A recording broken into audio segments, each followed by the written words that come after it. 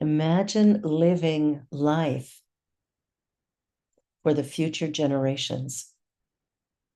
When I think about imagining peace, I think about all that entails. And it's not just that, every gun is laid down. It's about coming to terms with our own self, learning how to be peaceful in my skin, in my environment, and in my experiences. And I know that I'm not always peaceful, and I'm sure you could say the same, but the reality is that when we're living in that place of peacefulness, we allow ourselves to excel in ways that might be different. But I love that song, Time Traveler, because it's like if we start living almost like a relay, right? One generation to the next generation to the next. What are we leaving for our grandchildren, our great grandchildren, our great great great grandchildren? What are we leaving for future generations? Have we loved ourselves enough to honor the human body and then the body of the universe? And this comes back to the idea of oneness. There's only one thing going on. We live, move, and have our being in God, not separate from, not different than. We are created in the image and likeness. So if that's the case, then as we are looking at the things we do day to day, that should all be done in the same fashion. And that means we do consider those who are yet to come, those who have not yet been born. And that's one of the things I just love about that song, Time Traveler.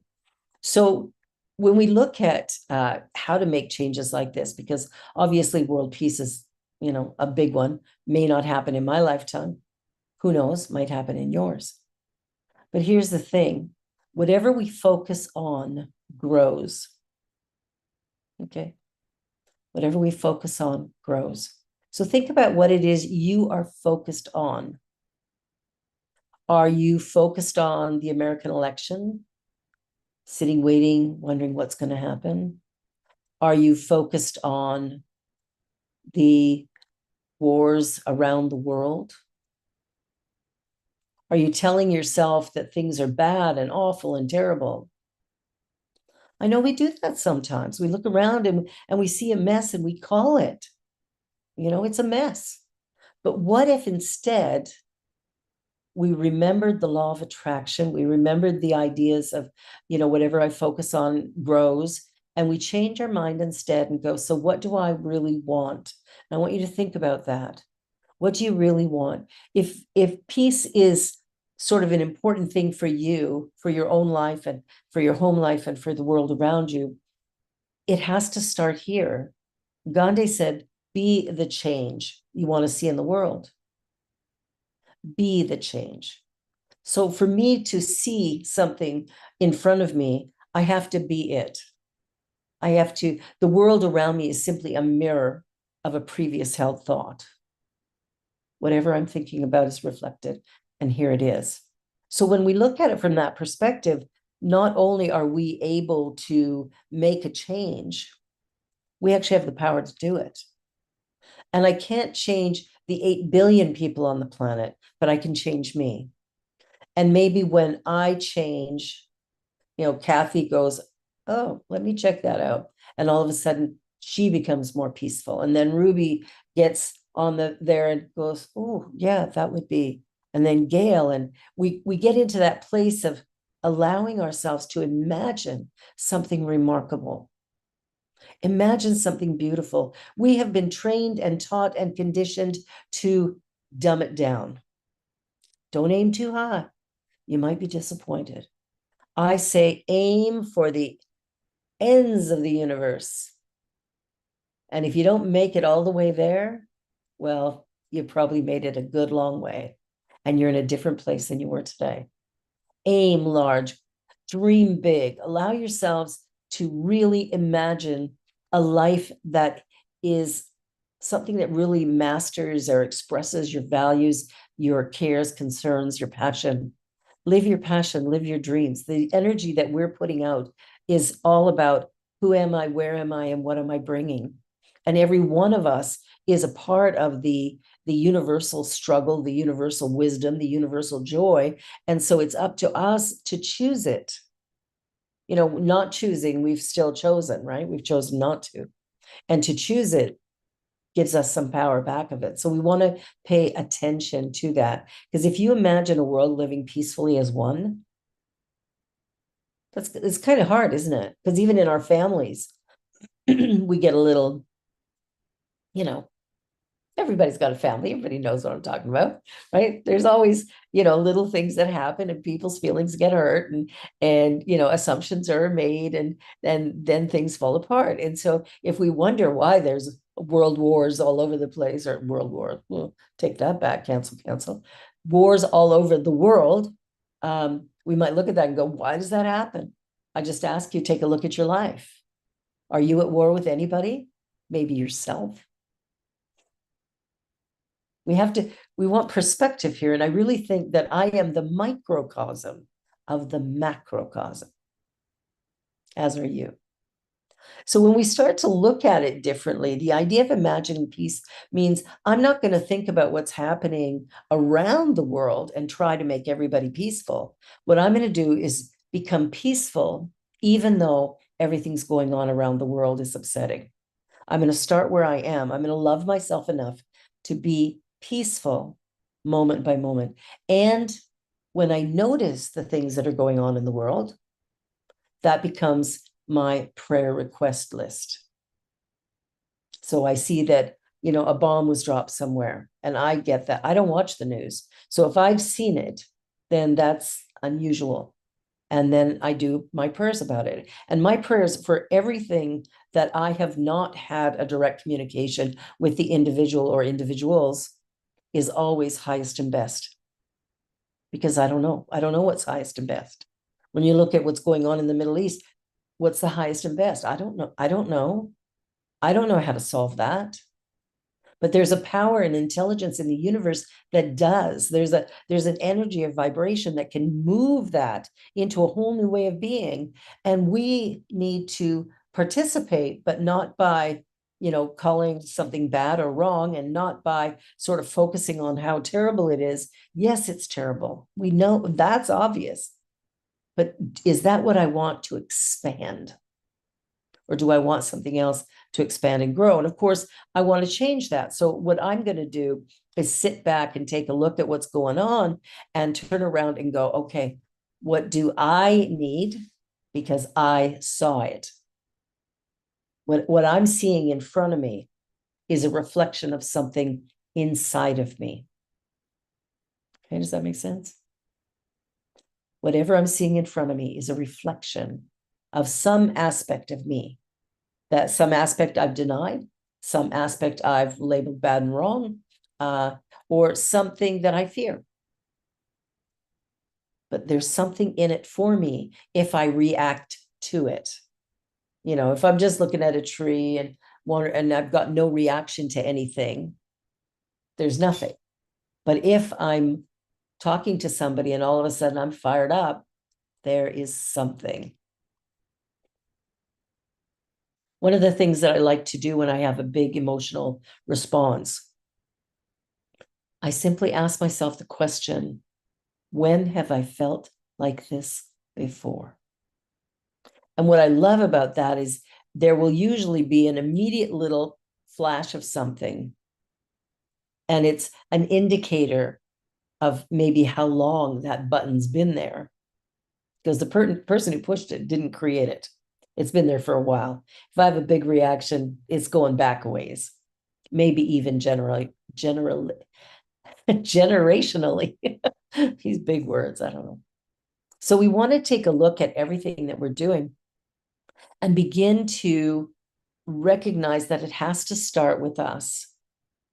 I can't affect another human being by making them do something or be something or do something different. I can't make you be peaceful, obviously, right? We know that. Can't make somebody peaceful. But what you can do is love them where they are. And through that energy of love, that energy exchange, what happens is all of a sudden there's a warmth that they might be feeling, and that warmth is then fueled maybe something in them where they can begin to love themselves more, and we create a cycle that begins to grow and expand. And through that, with enough time, enough people, enough energy, we create the vibration of peace. And it takes however long it takes. And when you think about it, I think most of us are familiar with the law of attraction. Um, that's the law of attraction is that I am I am creating, I am drawing to me whatever based on who I am and what I am. So if we're using the power of our thoughts to focus on all that is wrong in the world, we'll experience more of that.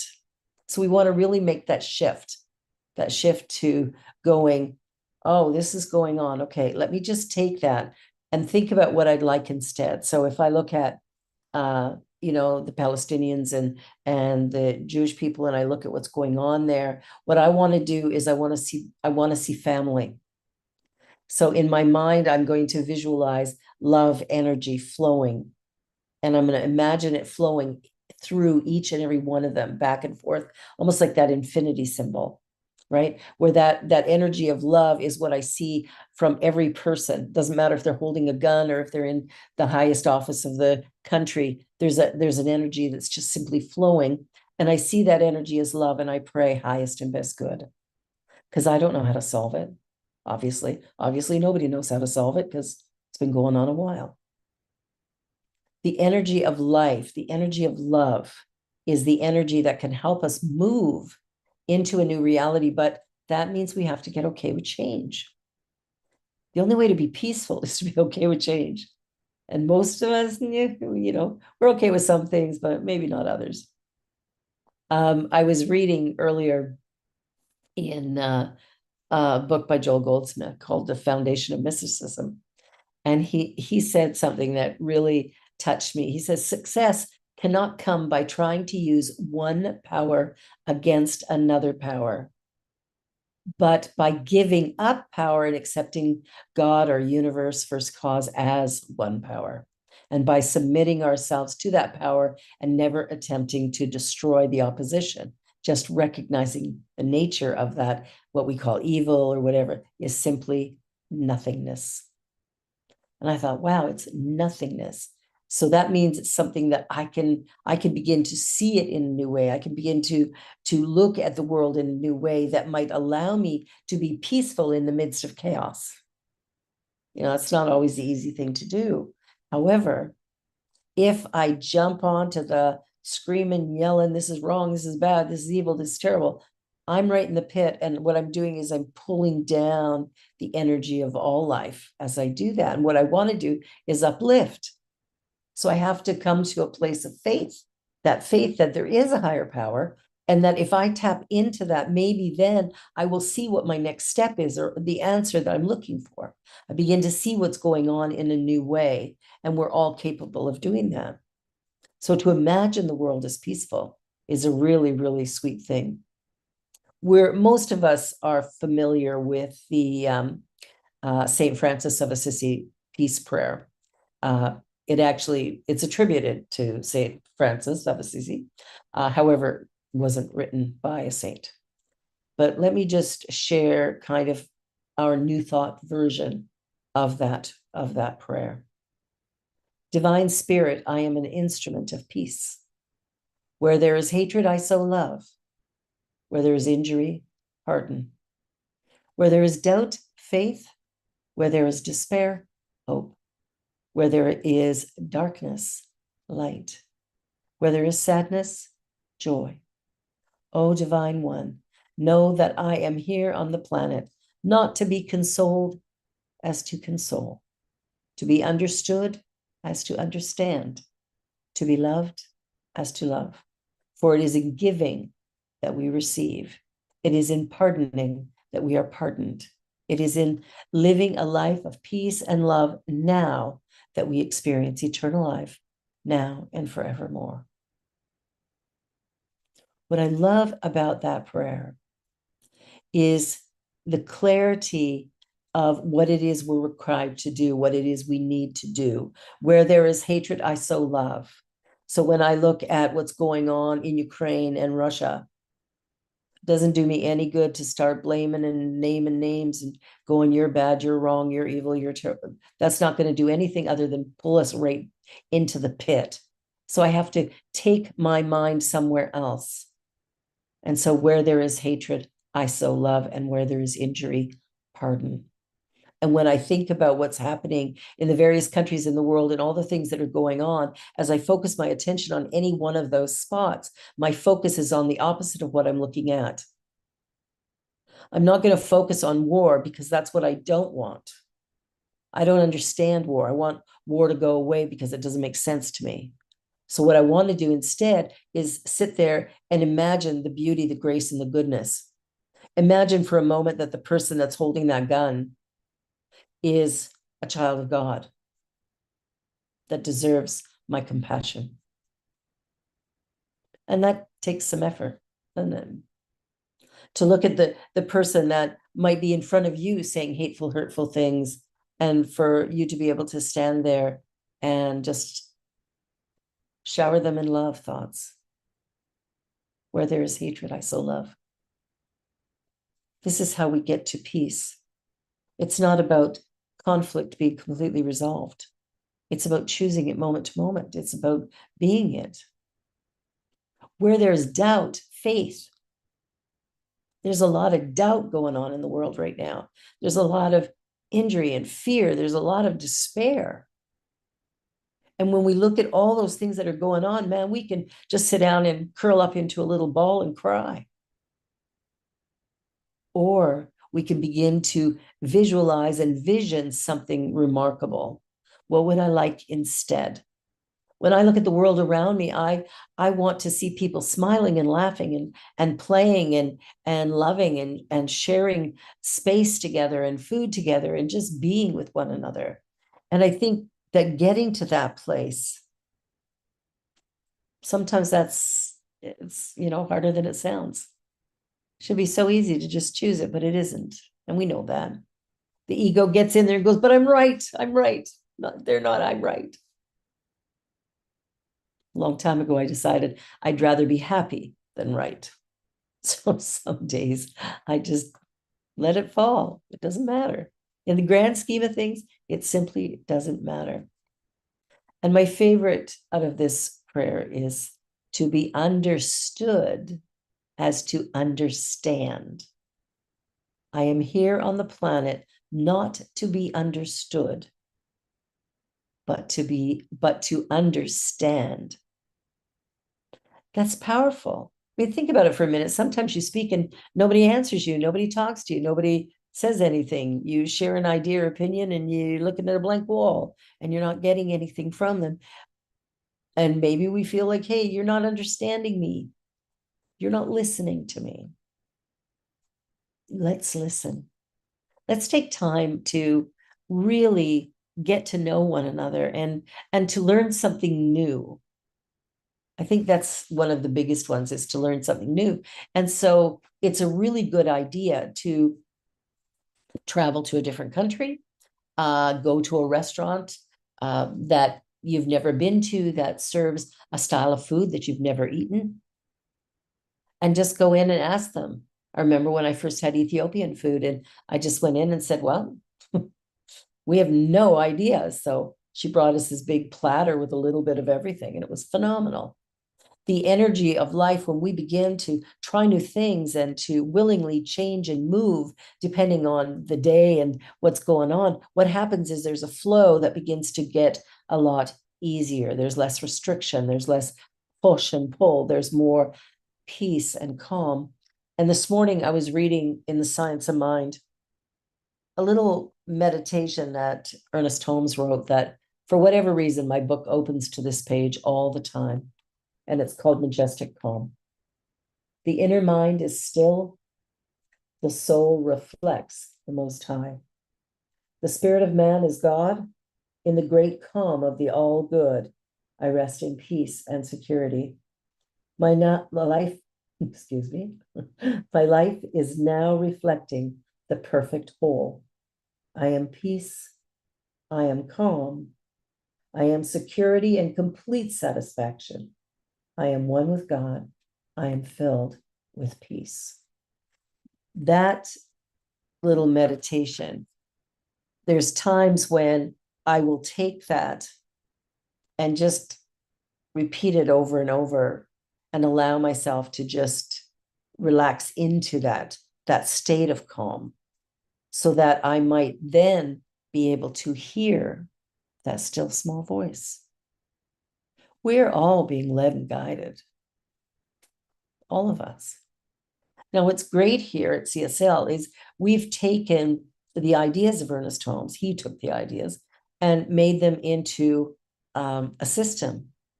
And that system is so simple and so easy to follow, and it changes lives. It changes how we feel about the world.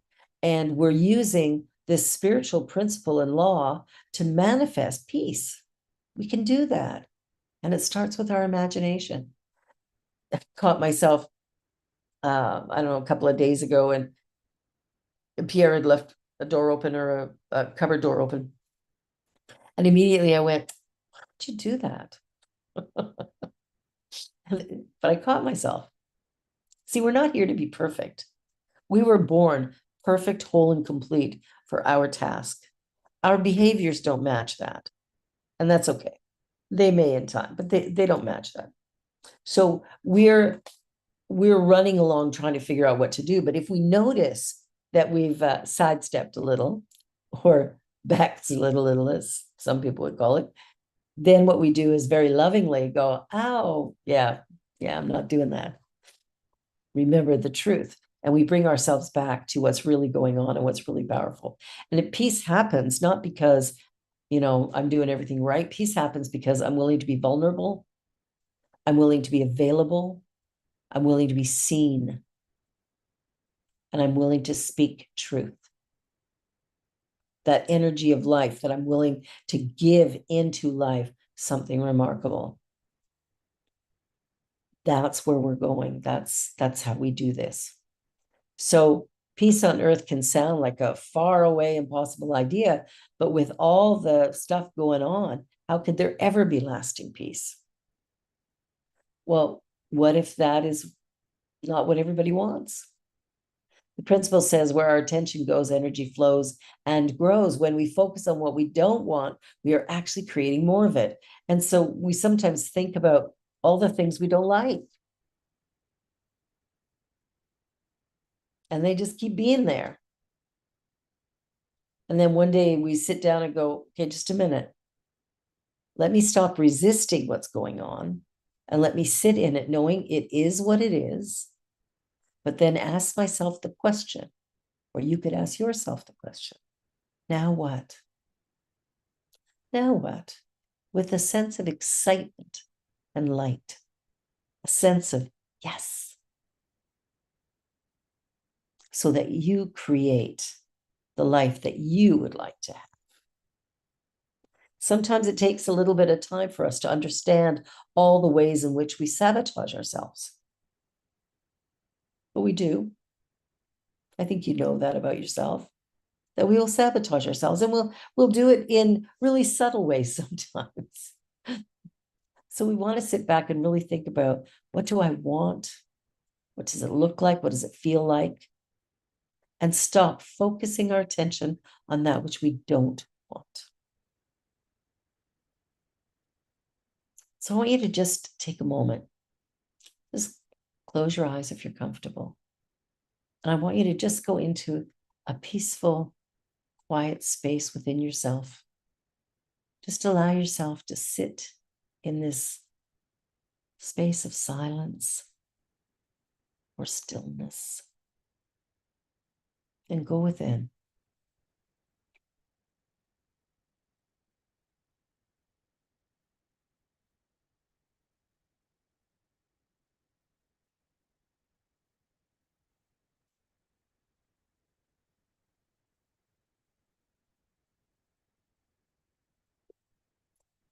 Feel peace.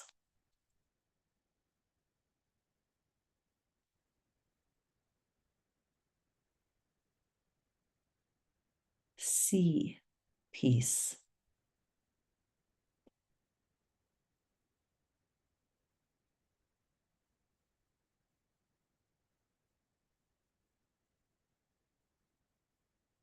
Be peace.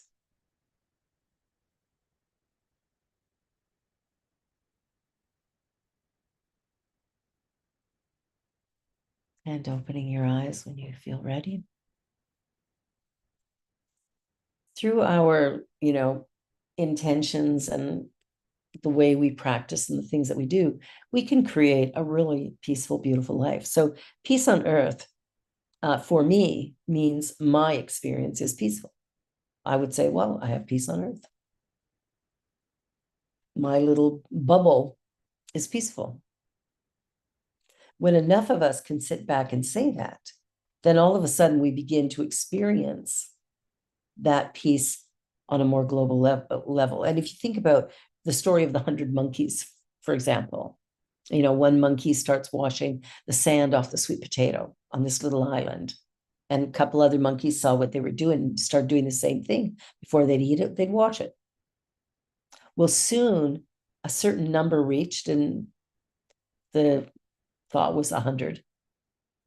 And when that 100th monkey started washing their food, something happened, and monkeys everywhere began washing their food before eating it. There is a consciousness that is wrapped around us. We're living in it, and we're all connected. So if I have a revelation and somebody else has a similar revelation, that is in the collective. It's touching everybody. And it starts, all of a sudden, a bunch of people are all on the same page about something, and that begins to grow and expand.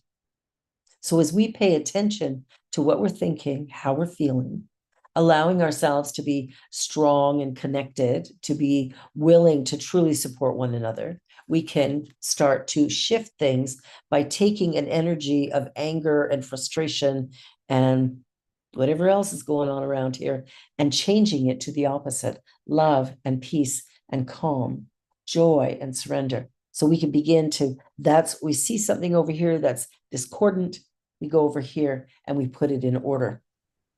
In our minds, we go, this is the way I want to see it. And we begin to visualize. I remember when I was learning to play tennis, I couldn't serve for the life of me. For whatever reason, I just couldn't figure it out. So before my tennis lesson one week, I'd watch some tennis games on the weekend, and I'm in the shower and I'm visualizing the serve. Never touched my racket that week. Went into my lesson and could serve perfectly.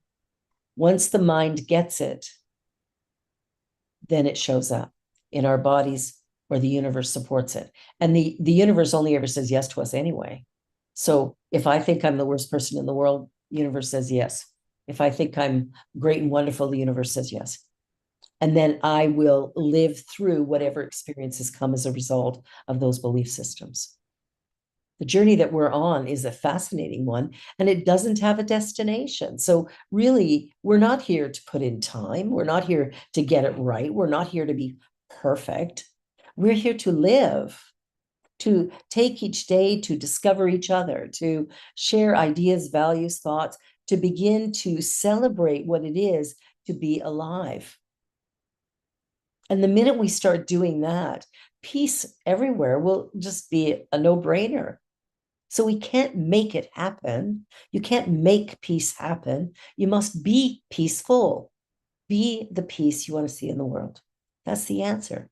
Imagine it. What does it look like? What does it feel like? Where would you go? What would you do? What are you not doing now that you would be doing because you feel safer, because everybody's peaceful? These are questions we can ask ourselves. If there's a power for good in the universe and I can use it, what am I using it for? What am I using it for? And we want to pay attention to the answer that we get so that we can begin to shift to a place of really loving ourselves completely and then sharing that love in the world around us. This is where we're headed. This is what's required. As Dr. Holmes said, in the peace that conquers, we want peace on earth. Let us pray for peace in our own hearts. Let us affirm peace in our own minds. Let us live as though peace were the mandate. Let us all use that infinite power of spirit to imagine, affirm, and know peace right here, right now. Each and every day, let us focus on what we do want, see, and experience peace and be instruments of peace. Peace isn't going to happen because conflict ends.